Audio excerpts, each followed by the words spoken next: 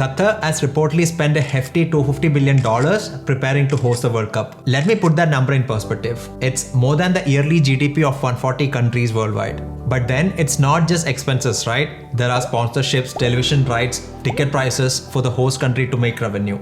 Not exactly. World Cup is certainly a money spinner. But the host country gets no part of this, and all this goes directly into the pocket of FIFA. So the $1 million question is it even financially worth hosting the World Cup? What is in it for Qatar or all the other countries that are lining up to host the world's largest single event sporting competition? Let's find out.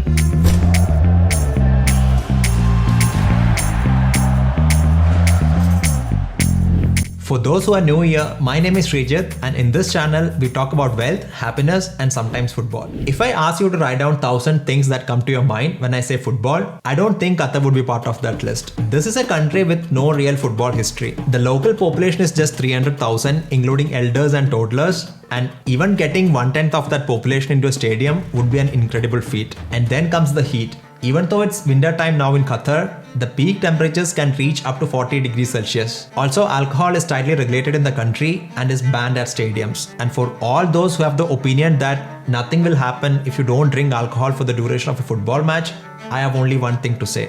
Alcohol is to football as popcorn is to movies. So considering all these, when this thing happened in 2010, it shocked the world. The winner to organize the 2022 FIFA World Cup is Qatar. I'm not going into detail about the controversies and allegations on how Qatar won the World Cup hosting bid, but the fact is they went all the way and then some more to get the hosting rights for the 2022 World Cup. And it's going to be one expensive World Cup. Just take a look at this chart. The expense for hosting the 94 World Cup in US was estimated at $340 million.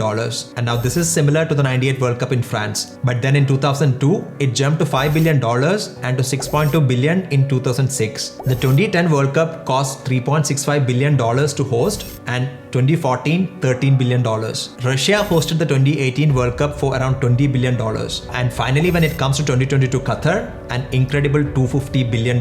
And all of this is expected to generate just $17 billion in revenue. But to be fair, the entire $250 billion is not directly related to World Cup expenses. A good part is spent on building infrastructure like the new metro system, roads, and hotels. Qatar no doubt hopes that this will provide long-term economic benefits. Although the increased infrastructure is an investment into the future, the fact is, if a piece of infrastructure is needed, you shouldn't need the excuse of a tournament to build it. Also, is it the most efficient use of money is something up for debate. But for sure, those stadiums built at $10 billion or a metro or highway connecting two stadiums on either sides of Doha wouldn't boost Qatar's economy once the games are over. The Mané Garrincha Stadium in Brazil, which cost almost $1 billion to build, is being used as a bus depot. Another thing that is often cited as a benefit of hosting the World Cup is tourism. But there are many flaws in this argument. Qatar is expecting 1.3 million visitors during this football season. Let us assume that on average, each visitor stays 4 days and spends $300 per day. Under these assumptions, Qatar would just get $1.56 billion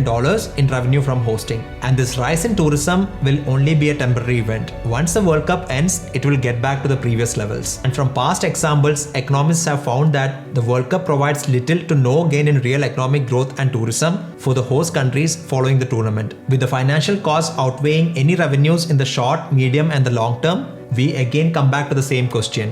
Why?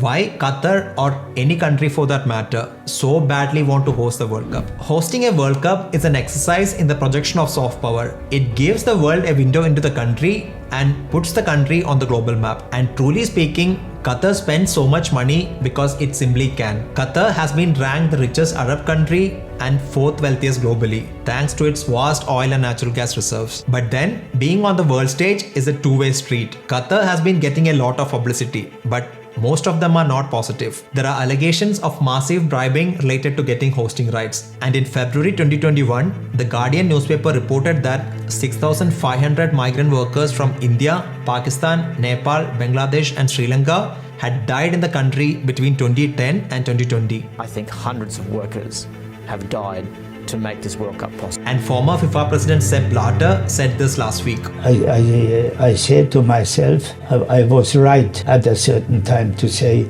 we should not go there. So in short, money can buy a lot, But whether it can buy the respect and goodwill of the people is something we'll have to wait and see. Besides all the administrative rubbish and economics that have become so much part of the modern game, there is no other event that is so much loved by all and brings so many people together. This is a sight from my hometown in India. And this is a country that doesn't even play the World Cup. That tells you the influence of this sport. There is still the magic of the beautiful game itself and all those spiritual moments that it creates, from Diego Maradona's hand of God to Zidane's spectacular Champions League final volley. Football is more than a game. It's a religion. And I really hope all the controversies and the greed of few people don't kill the game that we all love.